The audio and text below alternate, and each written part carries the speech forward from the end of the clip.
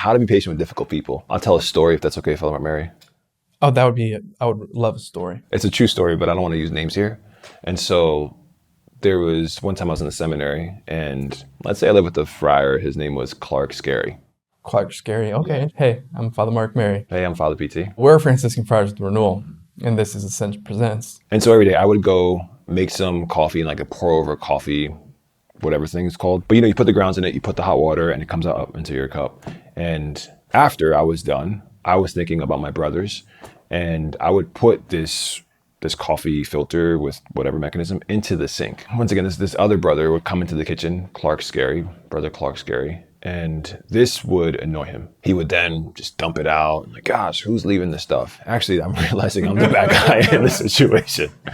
Who would leave the used grounds? Yeah, who would leave the used Or who grounds? would think that those are going to be used by somebody else? Go ahead. So I mean, like, once again, this guy would think those actually same thoughts. Clark Scary would think those things. I think we moved past it, myself and Clark, but in that situation, I was probably a very difficult person for him.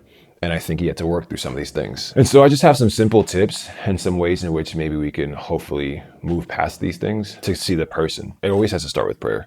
One thing that I find super, super helpful in these situations when somebody, once again, is difficult, we live with them, maybe we're in a working relationship with them, whatever the scope is of our relationship, is to pray for them. And a simple prayer is, Jesus, help me see what you see and feel what you feel about this person. Because it's only that way can I actually enter into this relationship or enter into this situation with a heart that's different than mine. So Jesus, help me see what you see and feel what you feel about this person. Remember, I was at this parish, I was abroad, and the priest was like, the way he was talking and just little things, like nothing big, just annoyed me. And I was like, what's going on?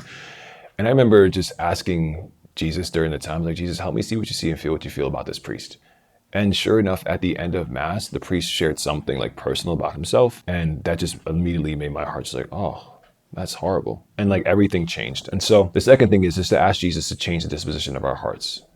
Because once again, I think if we ask Jesus to see what he sees and feels what he feels about this person, then our hearts are going to be just more soft and compassionate towards this person in the sense of, wow, like I didn't see it this way. I only saw it from my perspective. And it does take intentionality to pray this way. It does take intentionality to desire that your heart be moved by Jesus. And it does take a moment in time to take a step back from what I'm feeling and asking the Lord to step into that place. The third thing, super simple, just to be curious, look at your heart with Jesus.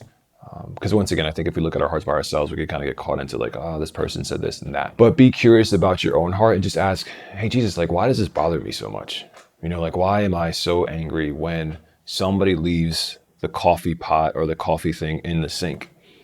I don't know, once again, if Clark Scary was here, he could tell us. But there is something where I think the Lord desires to reveal things about our own hearts that we maybe haven't even gone into. And sometimes the catalyst of this is the other person before us.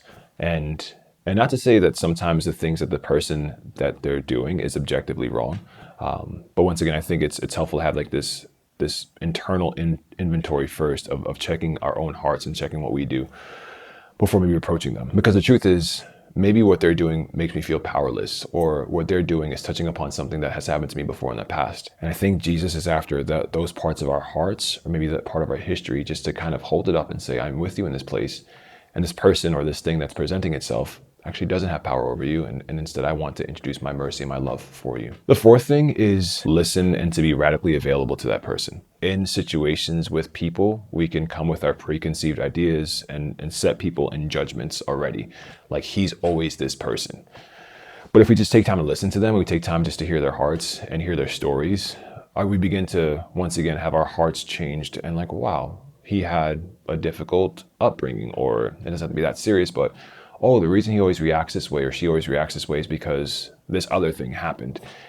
And that only takes time if we are listening in the conversation. And so to radically listen means I'm just going to hear this person. I'm not going to make a judgment on them. I'm just going to hear what they have to say and just allow my heart to be moved that way, as opposed to listening in conversation so I can have a really quick thing to say back to them, or I want to move the conversation in a particular way where I can bring up how they've hurt me. The fifth one is super simple. It's just asking the Lord for his heart for the person. And so it's a little bit different than the first one, where you're asking Jesus to see the person as he sees them. But now you're asking for Jesus' heart for this person. Jesus loves us and he sees us sometimes like in what we do, but he doesn't love the particular thing maybe that we fall into, like the sin. But he still loves us nonetheless. And so the same way too for somebody else, like just because somebody leaves the coffee thing in the sink doesn't mean I'm going to wholeheartedly hate that person, or because they're difficult, I'm just going to cast them aside. Maybe once again, that specific thing needs to change, but I can also love them in all these other parts of their lives. That's it. And hopefully one day I can figure out just how to make contact with Clark Scary, Brother Clark Scary again, just to, hear his heart on the whole coffee situation. Yeah.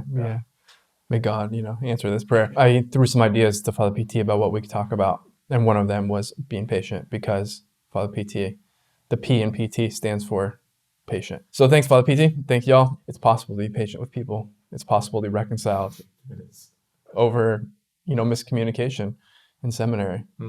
It's true. Then you actually become best friends. Yeah. Anyway, thanks for watching. We'll see you again next week. Remember, we are pilgrims on this earth, somos peregrinos. Poco a poco. Vamos a llegar. We're going to make it. See ya. Peace. I wish I could talk to him to this day to see where he's at. Yeah. But yeah. God willing. And this is a little bit different than the first. Sorry. I didn't mean to make it. I don't know what just happened.